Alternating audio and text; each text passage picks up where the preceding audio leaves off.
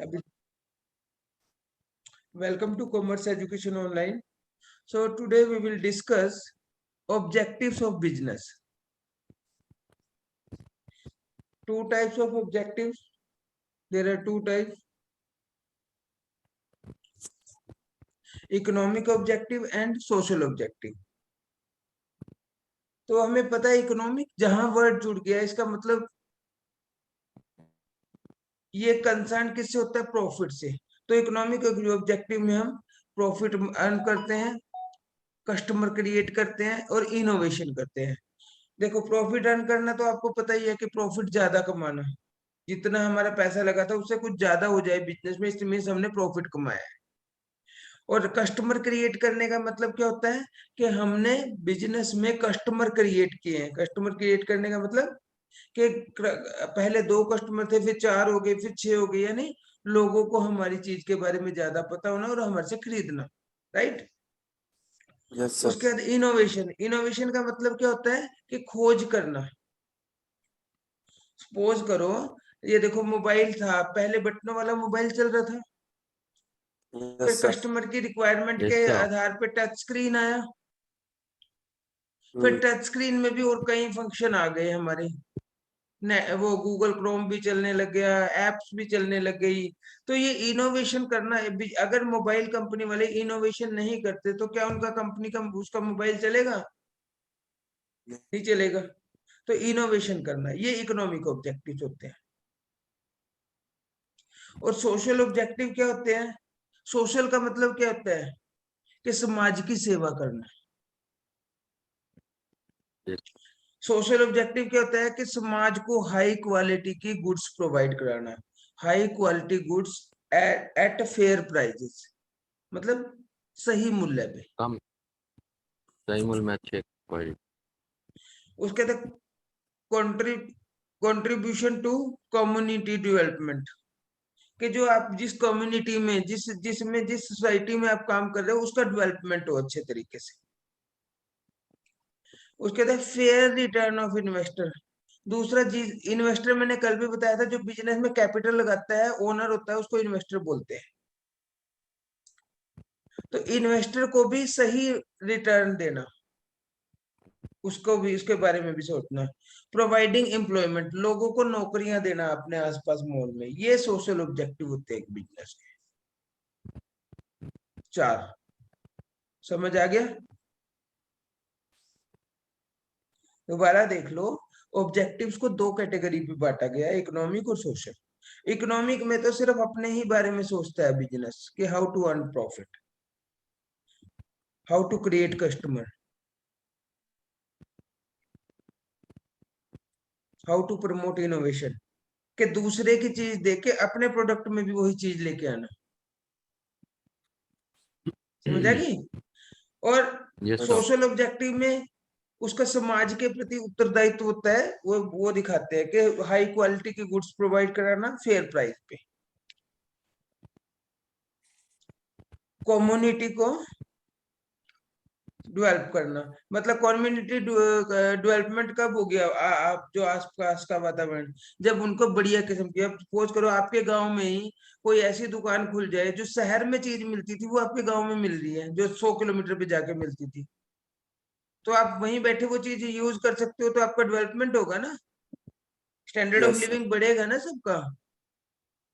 हम्म। इसी तरह fair return, के मालिक को भी फेयर रिटर्न देना और गुड एम्प्लॉयमेंट अपॉर्चुनिटी प्रोवाइड करना। तो सबसे पहले economic objective. Economic objective of a business is profit making. सबसे पहला profit making, the main objective of establishment of any business organisation. देखो, कोई भी बिजनेस ऑर्गेनाइजेशन हम एस्टेब्लिश का मतलब चलाएंगे, तो उसका हमारा पर्पज क्या होगा? उसके पीछे प्रॉफिट अर्न करना। क्या कोई ऐसे बिजनेस चलाता है कि भाई चलो प्रॉफिट नहीं होगा, नहीं से ऐसा थोड़ी कर सकता है कोई। प्रॉफिट अर्न करना उसका मेन ऑब्जेक्टिव होता है। Just like a lender services interest on money, he lands and landlord rent on. जैसे इसने कहा, जैसे एक लेंडर, लेंडर का मतलब होता है जो उधार पैसे देता है, लैंड करता है पैसा, लैंड करता है। जैसे मैंने आपसे पैसा उधार लिया, 1 लाख रुपया, और 10% आपको ब्याज दूंगा, तो हर महीने मुझे कितना पैसा देना पड़ेगा आपको? हर साल 10,000 रुपए Yes, sir. इंटरेस्ट का। तो आप लेंडर हो, तो आप क्या रिसीव करोगे मेरे से? इंटरेस्ट। और ऐसे ही लैंडलॉर्ड जो है वो रेंट लेता है। सपोज करो आपकी बिल्डिंग में मैंने अपना बिजनेस किया हुआ, तो बिल्डिंग में क्या 10,000 रुपये महीना किराया देता हूँ, तो आपको क्या रिसीव करोगे? रेंट। आपने बिल्डिंग रेंट पे दी हुई है। Yes, sir. तो यही चीज इसमें बताई गई है कि जैसे लैंडर को इंटरेस्ट की जरूरत होती है, लैंडलॉर्ड को रेंट की जरूरत होती है, सेम मैनर में businessman should get profit. Businessman ने भी पैसा लगाया प्रॉफिट अर्न करने के लिए,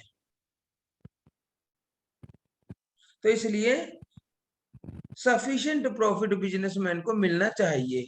सेकंड ऑब्जेक्टिव है हमारा creation of customer, and another economic objective of a business is to create a customer. Customer create करना, तो it means to attract more and more potential customer और कंज्यूमर टुवर्ड्स इट्स प्रोडक्ट। मतलब ज्यादा से ज्यादा customer, potential का मतलब भविष्य में होने वाले कस्टमर, ज्यादा से ज्यादा कस्टमर क्रिएट करना, that is the objective of business, economic objective. Objective of creation of customer is directly linked with the objective of profit. Simple सी बात है, ये ऊपर वाले ऑब्जेक्टिव से तो लिंक है। कस्टमर आएगा Yes. तभी ना प्रॉफिट अर्न करेंगे। तो making more profit we have to create more customer, right? Yes, sir. Next है innovation. Today business is facing a developing world. Business जो है ना, मतलब विकसित संसार को फेस कर रहा है।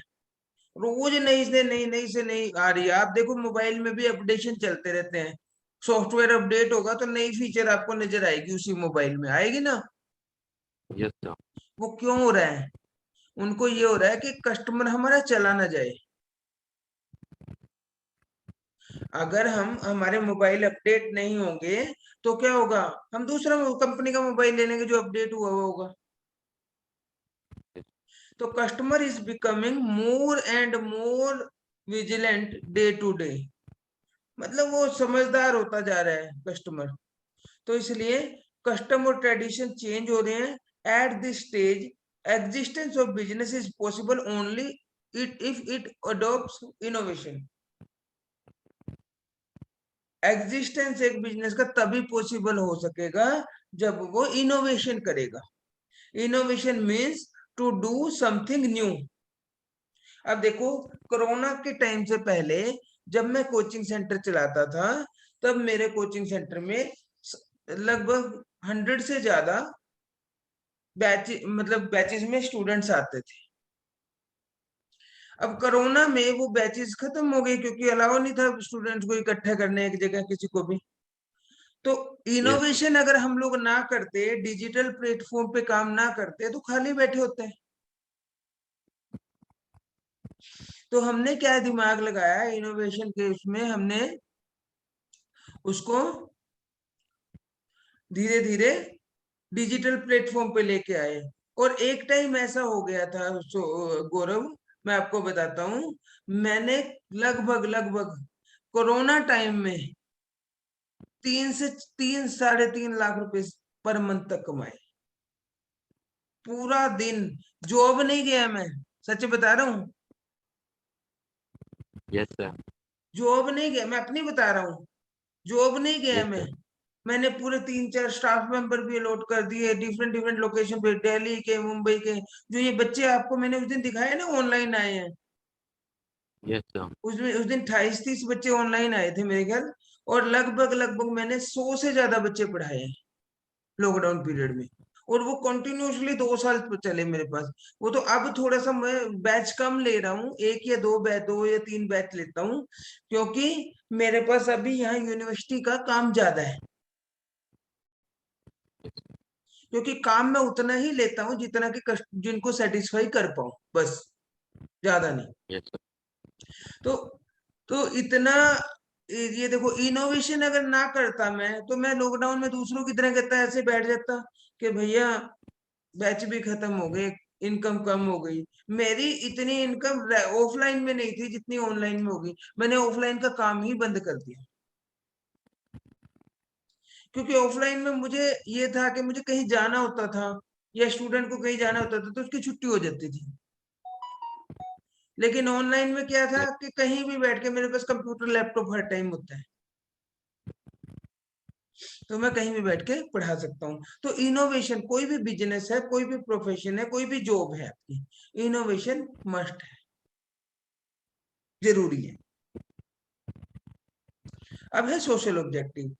अब खाली बिजनेस का काम प्रॉफिट अर्न करना नहीं होता, समाज की सेवा करना भी होता है। अब सपोज करो तुमने मेरे से 11th की ट्यूशन ली है, accounts, Yes, sir. Business, economics के ले रहे हो तुम, तो मेरा सोशल ऑब्जेक्टिव इसमें मैं क्या कर रहा हूँ कि भैया तुम्हें सीए फाउंडेशन भी साथ साथ कराऊंगा। Yes. क्योंकि अगर आपका +1 +2 में पास हो जाते हो और साथ में सीए फाउंडेशन की तैयारी भी हो जाती है, तो आपको बेनिफिट होगा उसका। इनडायरेक्टली सोशल ऑब्जेक्टिव का बेनिफिट मुझे भी होगा, क्योंकि आप 10 को जाके बोलोगे कि भैया कि वहां कर लो, वहां आपको दोनों बेनिफिट मिलेंगे। तो एक तो हाई क्वालिटी की गुड्स प्रोवाइड कराना, अच्छी अच्छी बुक्स से पढ़ाना। क्योंकि अगर आप एसके सिंह से मुझे कह रहे हो, तो मेरा फर्ज बनता है कि जो डीके गोयल या टीएस ग्रेवाल Yes, मेन sir. बुक है उससे कराऊं आपको। बिजनेस में भी सीबी गुप्ता है या जो भी हाई प्रोफाइल राइटर हैं, उनकी बुक से कराऊं। उसका बेनिफिट ये होगा कि आपको 2 साल स्टैंडर्ड की बुक से पढ़ोगे तो आपका वही लेवल बन जाएगा। तो द फर्स्ट, 1 मिनट होल्ड रखना पड़ेगा।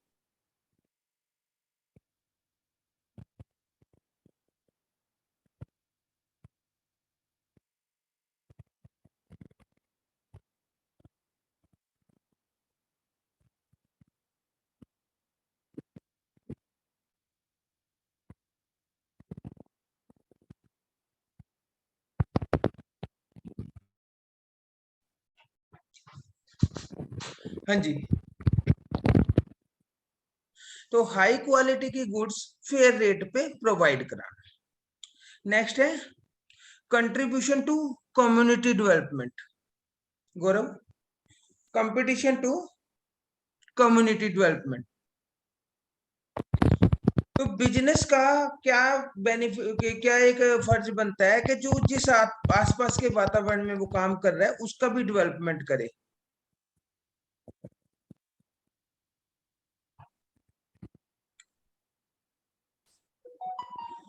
उसके बाद फेयर रिटर्न टू इन्वेस्टर। जो इन्वेस्टर है उसको फेयर रिटर्न दे, यानी जिन्होंने पैसा लगाया है उसको भी उतने ही रिटर्न मिलनी चाहिए। Nowadays the size of a business is has expanded has so much that instead of few person owning it, thousand of people are owning it। मतलब कि एक, अब बिजनेस जो है वो एक पर्सन से नहीं, नंबर ऑफ पर्सन। अब कंपनी में लगभग कम से कम 7, मैक्सिमम जितने मर्जी पर्सन काम कर सकते हैं, वो इन्वेस्ट करते हैं पैसा। ठीक है, शेयर होल्डर बोलते हैं उनको। तो इन सबको फेयर रिटर्न मिलनी चाहिए। और फिर नेक्स्ट है प्रोवाइडिंग एम्प्लॉयमेंट, नौकरियां प्रोवाइड कराना। That is also the task of business, objective of business. के आसपास जो मतलब नए से नए प्रोजेक्ट लेके आए और लोगों को नौकरियां देना। ठीक है, Yes, sir. तो एम्प्लॉयमेंट जनरेट करना। तो आज हम यहीं तक करेंगे।